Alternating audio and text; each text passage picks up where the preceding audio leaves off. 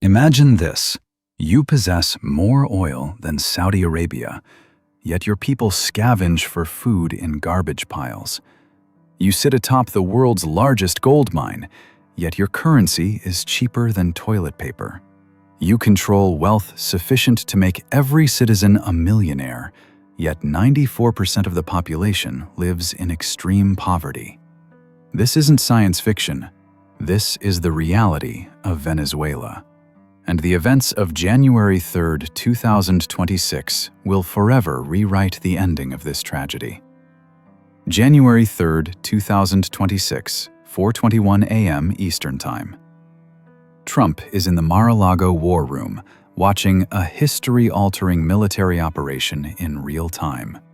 On the screen, U.S. Delta Force operatives are descending into the Caracas night sky. Target: capture Venezuelan President Nicolás Maduro. 3 hours later, the man who once controlled South America's wealthiest nation sits handcuffed on a U.S. military transport plane, bound for a detention center in Brooklyn, New York. But let me tell you a number that is even more shocking. At the very moment Maduro was captured, the Venezuelan land beneath his feet still held 301 billion barrels of oil, worth over $27 trillion. Calculated per capita, every Venezuelan should possess $900,000. The reality? On the same day Maduro was caught, a former petroleum engineer was selling chewing gum on the streets of Caracas for a monthly income of $8. This isn't a political thriller. This is an economic crime scene. What I am dissecting today is not Maduro the man, but how he systematically murdered an economy.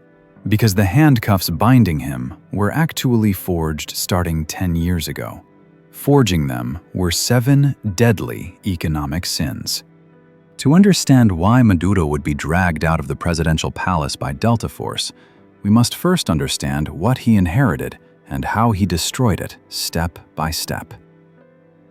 Venezuela in the 1970s was South America's economic miracle. GDP per capita exceeded Italy's.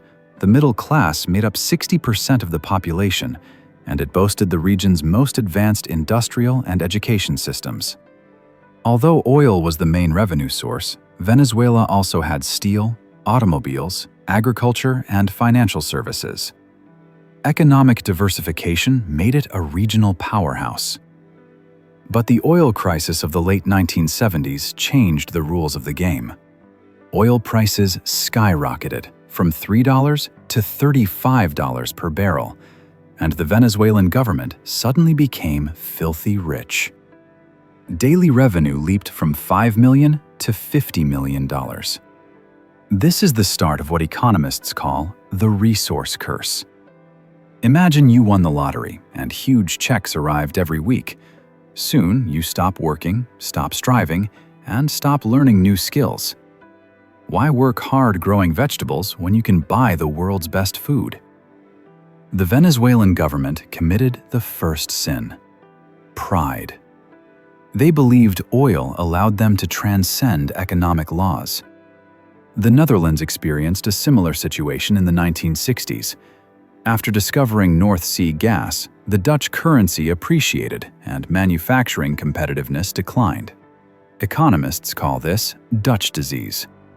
But the Dutch government quickly realized the danger, established a sovereign wealth fund, invested in education and infrastructure, and maintained economic diversification. Venezuela chose the opposite path.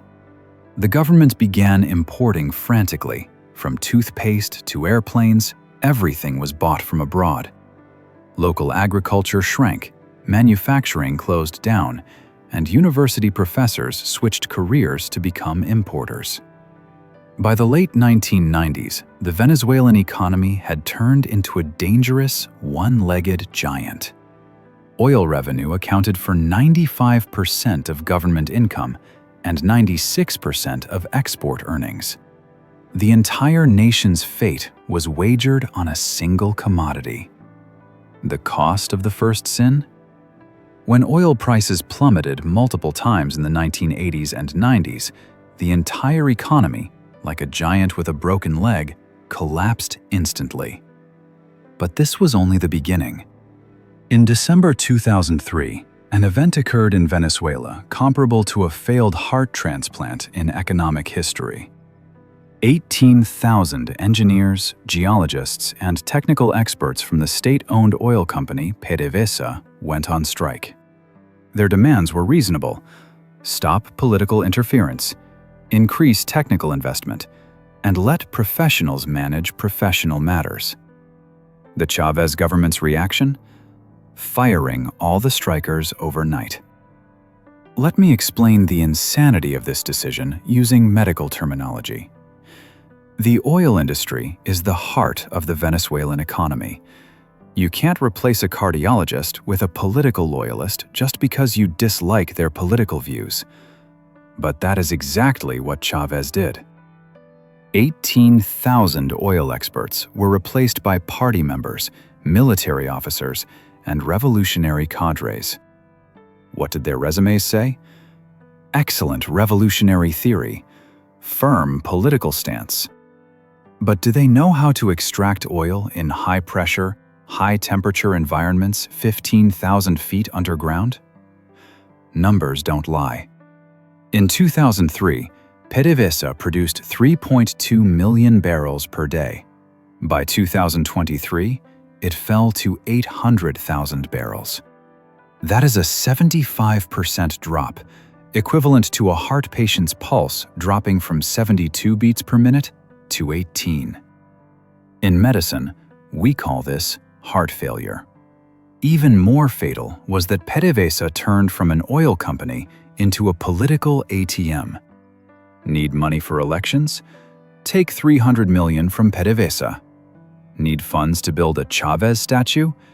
Take $50 million from PDVSA. Need to buy off the military? Take $1 billion from PDVSA. Equipment maintenance? Let's talk about it next year. The oil industry requires continuous technical investment. Pipelines need anti-corrosion treatment. Drilling equipment needs precision maintenance, and refineries need catalyst replacements. These were all sacrificed, and the money flowed into political projects.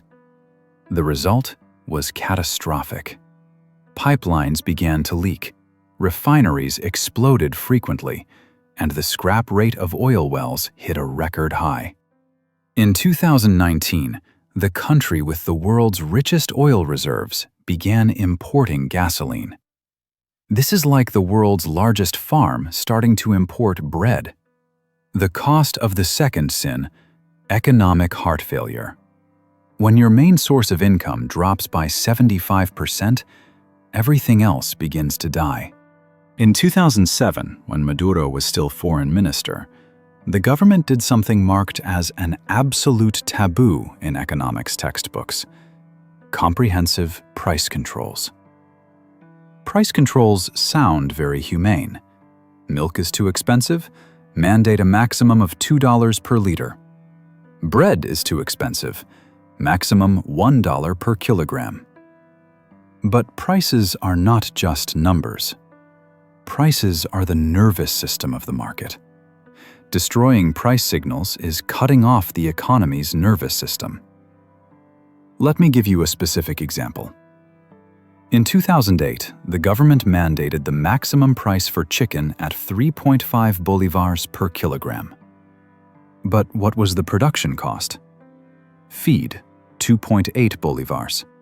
Transport, 0.5 bolivars. Labor, 0.4 bolivars. Electricity, 0.3 bolivars. Total cost, 4.0 bolivars. Farmers lost 0.5 bolivars for every kilogram of chicken sold. The result? Chicken farming stopped. Within 6 months, Venezuela went from a chicken exporter to an importer. The same tragedy repeated for all controlled commodities: milk, medicine, rice, flour. Producers either closed down or moved to the black market. By 2012, one of the countries with the best agricultural conditions in the world couldn't buy basic food. But the real madness was exchange rate control. In 2003, the government fixed the exchange rate at 6.3 bolivars to $1 and banned free exchange. But the black market rate rapidly soared to 20, 50, then 100 bolivars to $1. This created a massive arbitrage opportunity. Those with government connections could obtain dollar quotas at the official rate and immediately flip them on the black market for 300 to 500% profit.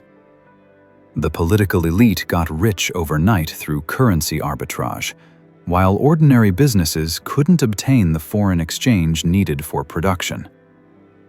The cost of the third sin: total paralysis of the supply chain. When prices do not reflect real costs, production stops. In 2010, the Venezuelan government began the largest property confiscation campaign in modern history. Target: any successful private enterprise. From 2007 to 2012, over 1,200 companies were taken over by the people. Banks, telecommunications, steel mills, cement plants, supermarkets, farms. Any profitable business could be nationalized. Let's track the fate of the Seizure Steel Company. Before nationalization in 2008, it was Latin America's largest steel mill. Annual production of 4.5 million tons, 15,000 employees, exporting to 25 countries. The new management after nationalization? A former military officer with zero experience in the steel industry. His reform?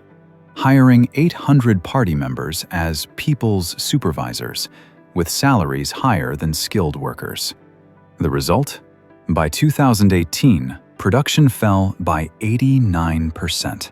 Most employees lost their jobs, and Venezuela went from a steel exporter to an importer. But the deadliest impact of nationalization was psychological. It signaled to all entrepreneurs: success is dangerous. If you build a successful business, the government will take it away. If you create jobs, you are an exploiter. This led to an investment strike. Entrepreneurs stopped investing, foreign investors fled, and skilled people began to emigrate. By 2015, Venezuela's foreign direct investment fell from $17 billion to negative $2 billion. The cost of the fourth sin: the complete death of innovation and entrepreneurship. When Maduro took office in 2013, he faced a simple math problem. Government revenue was $60 billion, but promised spending was $120 billion. Where would the difference come from? Maduro's answer? Fire up the money printing press. From 2014 to 2018, Venezuela's money supply grew by 25,000%. Imagine this. The money circulating in the market increased 250 times in 4 years, but the quantity of goods remained the same. The result? One of the worst cases of hyperinflation in human history. In 2018, the IMF estimated the inflation rate reached 1,300,000%. A commodity worth $100 would cost $1.3 million a year later. Let me illustrate with a concrete example. In January 2018, a hamburger cost 15,000 bolivars. By December, the same hamburger cost 195 million bolivars. Prices changed by the hour. I've seen restaurants update their menus every 2 hours. I've seen taxi drivers demand a fare hike mid-trip because gasoline prices rose 50% in 20 minutes. In 2018, Venezuelans began weaving handbags out of banknotes because the craft value of the bills exceeded their face value. When currency loses its value, the entire society's trust system collapses. The cost of the fifth sin: the total paralysis of the monetary system. By 2018, the solution to the Venezuelan crisis was obvious. Stop printing money, lift price controls, unify the exchange rate, rehire technical experts, and privatize failed state-owned enterprises. Maduro's reaction? Do nothing, just assign blame. Inflation is the result of an economic war. Shortages are a conspiracy of speculators. Economic collapse is the consequence of American imperialist sanctions. This psychological phenomenon is called cognitive dissonance. When reality conflicts with belief, one distorts reality rather than changing belief. But the real reason for refusing reform is more pragmatic. Reform would threaten the interests of the power elite. Price controls created arbitrage opportunities for the political elite. Nationalized enterprises provided tens of thousands of political appointment positions. Hyperinflation allowed elites with advanced information to transfer assets into safe currencies. The economic crisis was not an unintended consequence of policy failure, but a necessary tool for maintaining power. The cost of the sixth sin, turning a short-term crisis into a long-term disaster. The seventh sin is the most fundamental, an unlimited greed for power. On July 28, 2024, Venezuela held a presidential election. Opposition candidate Edmundo González won a landslide victory with an estimated 67% of the vote. Maduro's reaction? Declaring himself the winner with 51% of the vote, refusing to publish detailed vote counts, and arresting protesters. At this moment, Maduro's last shred of legitimacy vanished. The U.S. reimposed sanctions, foreign investors withdrew, and hopes for economic recovery were shattered. Even more fatal is that election fraud shook the loyalty of the military. When the generals realized Maduro would never voluntarily hand over power, while the $50 million bounty still hung over his head, the scales began to tip. The most extreme manifestation of the lust for power is the criminalization of the military. High-ranking Venezuelan officers were given control over drug trafficking, a group the U.S. Department of Justice calls the Cartel of the Sons. Imagine being a drug dealer who usually has to dodge the police. But what if you are the police? You control the radars, the ports, the airspace. What does the $50 million bounty on Maduro's head mean? Every time he walks into a room, he has to wonder, is this bodyguard trying to protect me, or is he after that $50 million? The cost of the seventh sin: the complete criminalization of the state apparatus. At 2 a.m. on January 3, 2026, when Delta Force helicopters landed in Caracas, they faced not a government, but a criminal organization hollowed out by 7 sins. Let's look at the final bill. GDP shrank by 85%, falling from $400 billion to $60 billion. 8 million people fled their homeland, accounting for 27% of the total population. 94% of the population fell into poverty. The currency became completely worthless.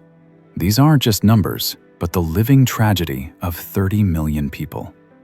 I have seen the children of Venezuelan mothers with significantly stunted height due to malnutrition. I have seen former university professors shining shoes on the streets of Colombia. I have heard engineers describe how their monthly salary couldn't buy a kilogram of meat. In the backpacks of 8 million exiles are broken dreams and endless homesickness. They thought they were leaving temporarily, but now they understand they might never return. When the U.S. Delta Force placed handcuffs on Maduro on January 3, 2026, the weight of those cuffs was not the weight of iron, but the weight of 10 years of economic crimes. The tragedy of Venezuela reminds us, economic laws are like natural laws, ruthless and fair. You can temporarily ignore gravity, but eventually, gravity will make you fall. You can violate market laws in the short term, but eventually, The market will make you pay the price. Maduro now sits in a cell in Brooklyn, but the real prisoners are the 30 million Venezuelan people still struggling in the ruins. They may need an entire generation to recover from this economic murder case. Economics is not just about money. It is about choices, and the consequences of some choices will be judged forever in the court of history. Remember, when you violate economic laws will eventually violate you. And those handcuffs were actually being forged from the moment of the first sin. If this deep dissection shocked you, please make sure to like and support us. Producing content like this isn't easy, and every like is our greatest encouragement. Remember to subscribe to the channel and turn on the notification bell. We will continue to share more economic truths with you from unique perspectives. Share this video with those you care about, and let more people understand the value of economic freedom. Tell us in the comments section, what kind of future do you think can be rebuilt from the ruins of Venezuela?